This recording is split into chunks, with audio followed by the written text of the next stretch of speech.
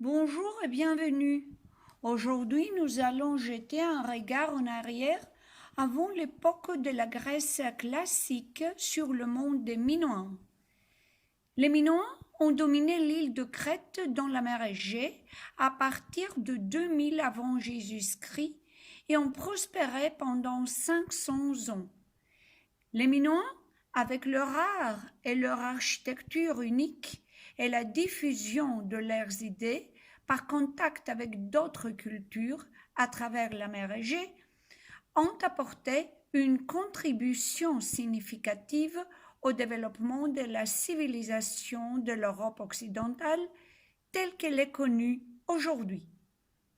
Les Minoens doivent leur nom tiré du légendaire roi de Crète, Minos, à Sir Arthur Evans, un archéologue préoccupé de la mythologie grecque qui a entrepris des fouilles systématiques à Knossos en 1900 après JC. Ils ont restreint ce que nous appelons des complexes de palais tout autour de l'île, dont les plus grands et les plus importants étaient Knossos, Festo, Malia et Zakro, et avec des rôles de centres administratifs, commerciaux, religieux et probablement politiques locaux.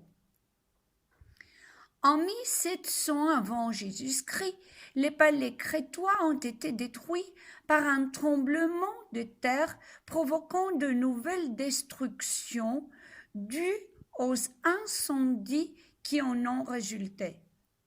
Ce qui est intéressant est le fait qu'il existe des preuves du renforcement de l'architecture des palais ultérieurs par mesure de précaution contre les risques sismiques.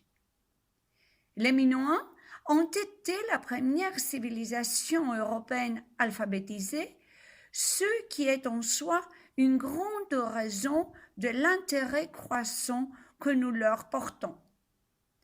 Bien que nous ayons des textes, ils sont encore une énigme pour nous, car ils n'ont pas été déchiffrés et ce que nous savons provient des archives archéologiques et de leurs liens étroits avec la mythologie.